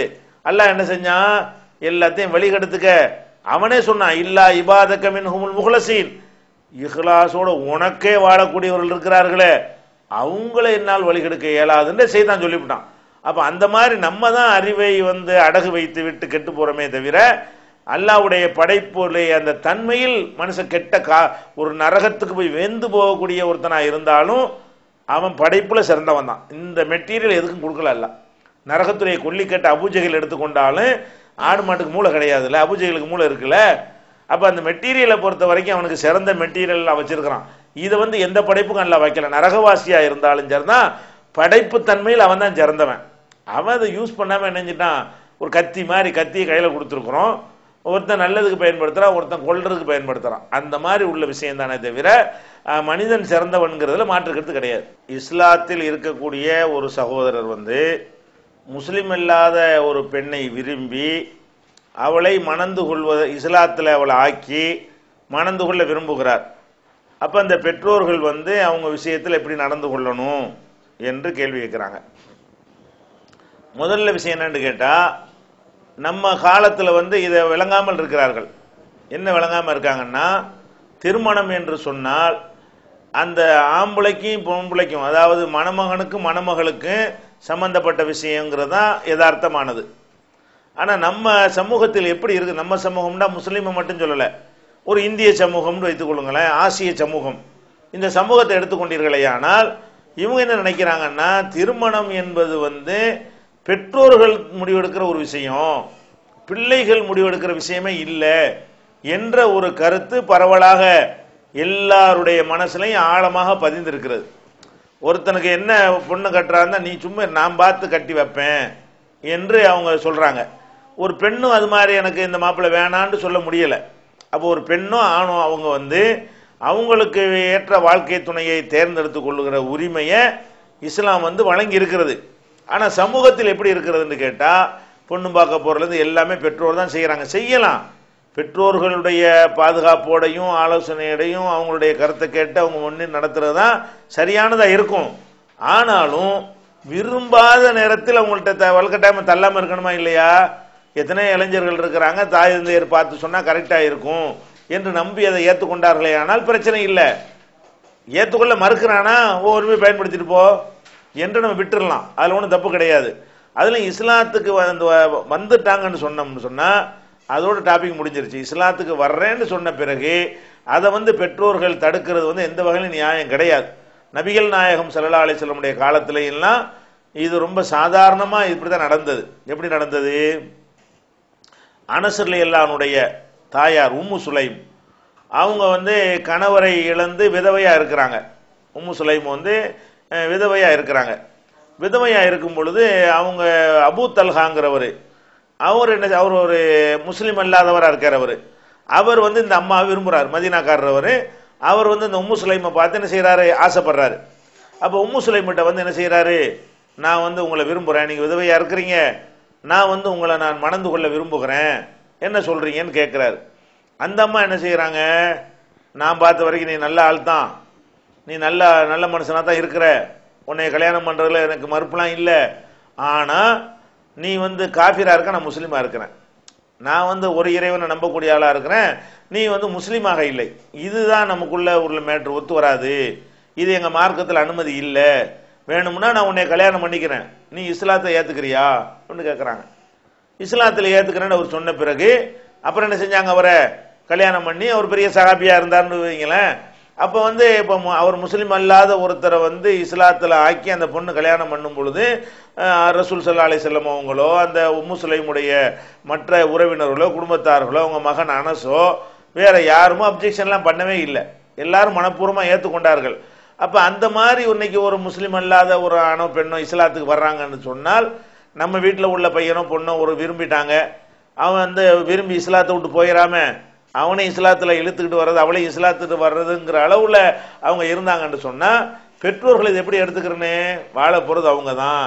நம்ம இதுல போட்டுக்கிட்டு இந்த அளவுக்கு இஸ்லாத்தை விடாம இஸ்லாத்தை கொண்டு வர்றதுக்கு பையன் முயற்சி பண்றானே, இஸ்லாத்துல நிக்கிறதுக்கு அவன் பாடுபடுறான்னு நினைத்து நம்ம என்ன செய்யணும், அதுக்கு ஒத்துழைப்பு கொடுக்கணும். ரசூல் ஸல்லல்லாஹு அலைஹி வஸல்லம் காலத்துல உள்ள பல கல்யாணங்கள் இப்படித்தான் இருந்தது. ஏன்னா அவங்க முஸ்லீம் அல்ல ரெண்டு சமுதாயம் தான் இருந்தது, அவங்களுக்குள்ளே மாமா மச்சான் சொந்த பந்தம் வேற இருந்ததா, அதனால அப்படியெல்லாம் ஒரு பேசி கல்யாணம் பண்ணக்கூடிய நிலைமை வரும்போதெல்லாம் இஸ்லாத்தின் பக்கம் வரவழைத்து நெஞ்சிருக்கிறாங்க, கல்யாணம் பண்ணி இருக்கிறார்கள். அந்த மாதிரி தான் நம்ம அதை பெற்றோர்கள் எடுத்துக்கொள்ளணுமே தவிர, அதுக்கு முட்டுக்கட்டெல்லாம் வர்றேன்ட்டாங்க, இஸ்லாத்துக்கு ஏத்துக்கிட்டாங்கன்னா அது மூணு நன்மை தானே. பாரம்பரிய முஸ்லீமை விட புதுசா வரக்கூடியவங்க என்னை கேட்டா நல்லா இருப்பாங்க. பாரம்பரியமா வர்றவங்களுக்கு பல கசடுகளும் இஸ்லாம்னு தப்பா வழங்கி வச்சிருக்கிறாங்க. புதுசா வரக்கூடியவங்களுக்கு எல்லாத்தையும் தூக்கி எறிஞ்சிட்டு வர்றதுனால கரெக்டான மார்க்கத்தை சொன்னோம்னா கரெக்டா உள்ளத்துல உட்கார்ந்துரும். அவங்க இன்னும் உறுதியாகவும் தெளிவாகவும் இருக்கக்கூடிய காட்சியெல்லாம் பார்க்கிறோம். பாரம்பரிய முஸ்லிம்கள்ட்ட இல்லாத ஒரு தெளிவும் ஒரு கொள்கை பிடிப்பும் உறுதியும் புதுசா இஸ்லாத்தை விளங்கி வர்றாங்க பாருங்க, அவங்கள்ட்ட தான் கண்டிப்பா இருக்கும். அதனால சஹாபாக்கள்ட்ட இருந்துச்சு. சஹாபாக்கள்லாம் பாரம்பரிய முஸ்லிமா, எல்லா சஹாபியும் அப்பதான் முஸ்லீமா வர்றாரு. முக்காவாசி சஹாபியுடைய பெற்றோர்கள் காபிர்கள் தான். அப்ப சஹாபாக்கள்ங்கிற அந்தஸ்து எதனால வந்துச்சுன்னு கேட்டா, விளங்கி புரிந்து இஸ்லாத்தை ஏற்றுக்கொண்ட காரணத்தினால தான் வந்தது. அதனால இஸ்லாத்துல ஏத்துக்கிட்டு வந்துட்டாங்கன்னு சொன்னா இதை போய் பெற்றோர்கள் ஆட்சேபனை செய்வது அது மார்க்கத்துக்கு உகந்தது கிடையாது. பிள்ளைய சந்தோஷமா இருக்கிறதுக்காக என்ன செய்யணும், அதை மனப்பூர்வமா குளம் கோத்திரம்னு பார்த்துக்கிட்டு நேற்று வந்தவன் முந்தா நாள் வந்தவன் பார்த்துக்கிட்டு இருக்காம அதை மனப்பூர்வமாக என்ன செய்யணும், அந்த இஸ்லாத்துல வர்றாங்களேன்னு ஒரு பெரிய ஆர்வத்தோடு அவங்களை வரவேற்று ஏற்றுக்கொள்ளணும். அந்த பையனுக்கோ பொண்ணு அப்படி விரும்பினாங்கன்னா கல்யாணம் பண்ணி வைக்கிறது தான் சரியான முறை. அதாவது ஒரு பையன் ஒரு பொண்ணை விரும்புறான், அந்த பொண்ணு இஸ்லாத்துக்கு வராத நிலையில் அவர் கல்யாணம் பண்ணுவதாக இருந்தால் அப்ப என்ன நிலைமை என்று கேட்டால், அப்படி பண்ணுவதற்கு இஸ்லாத்தில் அனுமதி கிடையாது. இஸ்லாத்தில் கல்யாணம் பண்ணுவதாக இருந்தால் ரெண்டு பேரும் முஸ்லீமா தான் இருக்கணும். ஒரு முஸ்லிமுக்கும் மத்தியில் மட்டும்தான் திருமணம் நடக்க முடியுமே தவிர, முஸ்லிம் அல்லாத ஆணுக்கும் முஸ்லிமான பெண்ணுக்கும் அல்லது முஸ்லிம் அல்லாத பெண்ணுக்கும் முஸ்லிமான ஆணுக்கும் திருமணம் நடக்கவே முடியாது. அதுக்கு மார்க்கத்தில் அனுமதி இல்லை. லா துன்கிஹுல் முஷ்ரிகாத் லா தன்கிஹுல் முஷ்ரிகாத்தி ஹத்தா யுமின்ன, இணை கற்பிக்கக்கூடிய பெண்கள் ஈமான் கொள்ற வரைக்கும் நீங்கள் திருமணம் செய்யாதீர்கள் அப்படின்னு அல்லாஹ் தெள்ள தெளிவாக குர்ஆன்ல கட்டளை இடுகிறான். அப்படி அவங்க செஞ்சாங்கன்னு சொன்னா அது இஸ்லாமிய திருமணம் அல்ல, அது ஒரு விபச்சார கணக்கில் தான் இஸ்லாத்தில் எடுத்துக்கொள்ளப்படும். அது ஒரு கல்யாணமாக என்ன செய்யாது, இஸ்லாத்தில் அங்கீகரிக்கப்படவே படாது. அப்படி பையன் செய்து விட்டான் என்று சொன்னால் மார்க்கத்தில் பெற்றோர்களுடைய கடமை என்னன்னு கேட்டா, அல்லாஹ்வுக்காக வேண்டி அவர்களை வெறுத்து விட வேண்டும். அல்லாஹ்வுக்காக வெறுத்தல் 7 பேருக்கு அல்லாஹ் அர்ஷுக்கு கீழே நிழல் தருகிறான். அதுல ஒரு ஆள் என்னன்னு கேட்டா ரஜுலானி தஹாப்பா ஃபில்லாஹி, 2 பேர் அல்லாஹ்வுக்காக நேசித்தார்கள், ஒத்த ஃபர்ரகா ஃபில்லாஹி அல்லாஹ்வுக்காக பிரிந்து விட்டார்களே, அப்படிப்பட்ட 2 பேருக்கு அல்லாஹ் என்ன செய்யறான், அர்ஷின் நிழலிலே நிழல் தருகிறான்னு சொல்றாங்க. அப்ப அல்லாஹ்வுக்காக நேசித்து அல்லாஹ்வுக்காக வெறுத்தல் என்பது ஒரு உயர்ந்த ஒரு ஸ்டேஜ்.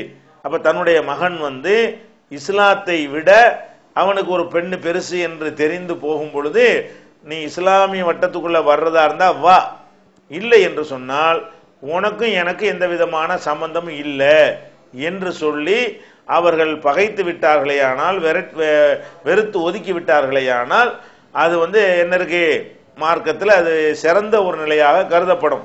இன்னும் சொல்ல போனா அவர் கல்யாணம் பண்றேன்னு அவர் அங்கிட்டு மாறி போயிட்டாருன்னு வைங்க, வாரிசு உரிமை கூட உங்களுக்கு கிடைக்காது. இந்திய சட்டப்படியும் இஸ்லாமிய சட்டப்படியும் ஒரு மதம் மாறி விட்டார்கள் என்று சொன்னா யாரும் யாருக்கும் வாரிசாக முடியாது. இந்தியாவுடைய சட்டத்திலும் ஆக முடியாது.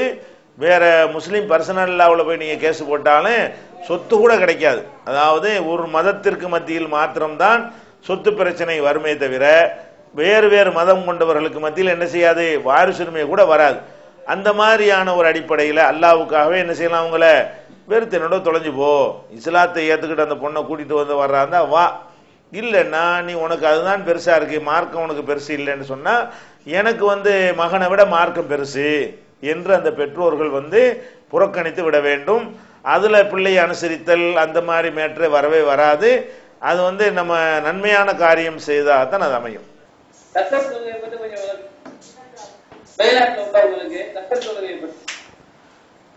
அதாவது என்ன கேட்கிறாங்கன்னா, வெளிநாட்டில் உள்ளவர்கள் கசர் தொழுகை எவ்வாறு தொழுவது என்று கேட்கிறார்கள். கசர் தொழுகை என்று சொன்னால் அதாவது 4 ரக்காத்து தொழுகைகளை 2 ரக்காத்தாக தொழுகிறதுக்கு பேர் கசர். இந்த கசர் தொழுகை என்பது பிரயாணத்தில் இருக்கும் பொழுது ரசூல் ஸல்லல்லாஹு அலைஹி வஸல்லம் அவர்கள் அப்படி தொழுதிருக்கிறார்கள். அல்லாஹ்வும் லாஜுனாக அலைக்கும் அன் தக்சுரு, தொழுகையை சுருக்கிக் கொள்வது குற்றமில்லைன்னு அல்லாஹ் சொல்லி காட்டுகிறான். அப்ப கசருங்கிறது 4 ரக்காத்தை 2 ரக்காத்தை தொழுகிறது. இதுல பிரயாணத்தில் இருப்பவர்களுக்கு கொடுத்த இந்த சலுகை பிரயாணத்தில் இருந்துகிட்டே இருக்கிறாங்களே அவங்கள மட்டும் கட்டுப்படுத்துமா, அல்லது பிரயாணம் செஞ்சு வெளியூருக்கு போயிட்டு திரும்பி வரணுங்கிற எண்ணத்தோட வெளியூர்ல இருக்கிறாங்களே அவங்களையும் கட்டுப்படுத்துமா, அவங்களும் அடங்குவாங்களா? இதுதான் முக்கியமான விஷயம்ங்க. இப்ப ரசூல் ஸல்லல்லாஹு அலைஹி வஸல்லம் அவர்கள் மக்காவுல இருந்து புறப்பட்டாங்க, மதீனாவுல இருந்து புறப்பட்டாங்க. போயிட்டு இருக்கும் போதெல்லாம் கசர் தான் தொழுதாங்க. தொழுதுட்டு மக்காவுல நுழையிறாங்க. மக்கா வெற்றி இருந்துச்சுல, அந்த சந்தர்ப்பத்தில் மக்காவுல போய் நுழைஞ்சதுல இருந்து பிரயாணம்லாம் பண்ணல, அங்கே தங்கிட்டாங்க. தங்கி என்ன செய்யறாங்க, நிர்வாக விஷயங்கள் மற்ற செட்டப்புகள்லாம் பண்றாங்க. இப்படி தங்கின காலம் சுமார் 19 நாள் தங்கி இருந்தாங்க. 19 நாளுமே அவங்க என்ன பண்ணாங்கன்னா கசர் செஞ்சாங்க. 19 நாள் பிரயாணம் பண்ணவே இல்லை, ஊர்ல தான் இருந்தாங்க, வெளியூர்ல இருந்தாங்க. அப்படி இருக்கும் பொழுது அவங்க கசர் செஞ்சிருக்கிறாங்க. அப்ப அந்த அடிப்படையை கொண்டு பிரயாணத்தில் இருந்தாலும் அது பிரயாணம் தான். வெளியூர்ல போய் இருந்துட்டு ஊருக்கு வந்துருவோம், இந்த வரப்போறோம் அந்த வரப்போறோம்னு சொல்லிக்கிட்டு இருந்தாலும் அதுவும் பிரயாணம் தான் என்பதை இந்த ஒரு செயல்ல இருந்து நம்ம விளங்குகிறோம். 19 நாள் கசர் செய்யாம இருந்திருக்கலாம்ல, 1 நாள் 2 நாள் பரவாயில்ல. 19 நாள் சும்மா தான் ஊர்ல உட்கார்ந்து இருந்தாங்க. 19 நாளும் கசர் செய்யறாங்கன்னா, பிரயாணம் இல்லாம செய்யறாங்கன்னா, அதுல நம்ம என்ன விளங்குறோம், வெளியூருக்கு போயிட்டோம்னா அது பிரயாணம் தான், நாலு கணக்கு மார்க்கத்தில் சொல்லப்படல. இப்ப நீங்க சவுதி அரேபியாவிலே வேற ஒரு நாட்டில் இருக்கிறீங்க, நினைச்சா அங்க தங்கிட முடியுமா? உங்களுக்கு முடியாது. குடியுரிமை தரப்போறானா? உங்களுக்கு தரமாட்டான். உங்களுக்கு எந்த விதமான உரிமையும் அங்க கிடையாது. நீங்க உங்க மனசுலாம் இங்கதான் இருக்கு, எப்போ வரப்போறோம் எப்போ வரப்போறோம் எப்போ லீவ் விடுவான், எந்த மாதிரியான ஒரு நிலையில தான் இருப்போம். அந்த மாதிரி இருக்கும் பொழுது நம்ம பிரயாணத்தினுடைய தொடர்ல தான் இருக்கிறோம். பிரயாணம்னாலே நீங்க போயிட்டீங்கன்னு சொன்னா திரும்பி வர்ற வரைக்கும் பிரயாணம் தானே. பிரயாணம்னா ஒரு ஆரம்பம் ஒரு முடிவு இருக்கணும்ல. பிரயாணத்தை முடிச்சிட்டீங்களா? அப்ப அதான் உங்க ஊரா? அப்ப நம்ம இங்கேருந்து நான் புறப்படுறேன்னு சொன்னா நான் போயிட்டு திரும்பி வருவேனே, அப்பதான் என் பிரயாணம் முற்று பெறுது. அப்ப நீங்க இங்கே இந்தியாவில இருந்து புறப்பட்டீங்க, பிரயாணம் ஊருக்கு சேரலையே, சேரலன்னு நீங்க எங்க இருக்கிறீங்க? பிரயாணத்தில் இருக்கிறீங்கன்னு அர்த்தம். அப்ப பிரயாணத்துல நம்ம இருக்கிறோம் என்ற அர்த்தம் அதுக்கு பொருந்துற காரணத்தினால நீங்கள் எத்தனை வருஷம் வெளிநாட்டில் இருந்தாலும் சரி, அங்க குடியுரிமை வாங்காமல் அங்கேயே தங்கிவிடும் எண்ணம் இல்லாமல் நம்ம ஊருக்கு தான் போக போறோம் என்கிற ஒரு அடிப்படையில் அங்க இருந்திருப்பீர்களேயானால் அதுல மார்க்கத்துல எந்த ஒரு லிமிட்டும் கிடையாது. நீங்க எவ்வளவு நாள் இருந்தாலும் செய்யலாம். இதுதான் நேரடியான சட்டம். பார்க்கறதுக்கு உங்களுக்கு ஒரு மாதிரியா தெரிஞ்சாலும் இதை வந்து இத்தனை நாளைக்கு வரைக்கும் தான் இருக்கணும் அப்படின்ற ஒரு லிமிட் பண்ணுவதற்கு நமக்கு ஆதாரம் கிடைக்கவில்லை. அல்லாஹ்வும் ரசூல் லிமிட் பண்ணாத ஒரு விஷயத்தை நாம லிமிட் பண்ண முடியாது. நீங்க என்ன செய்யலாம், இது ஒரு அனுமதிக்கப்பட்ட ஒரு காரியம் தான் அப்படிங்கிறதுனால நீங்க 4 ரக்காத்து தொழுதுக்குங்க. ஜமாத்தோட இருக்கும் பொழுது தொழுது கொள்ள வேலாம், தப்பும் கிடையாது.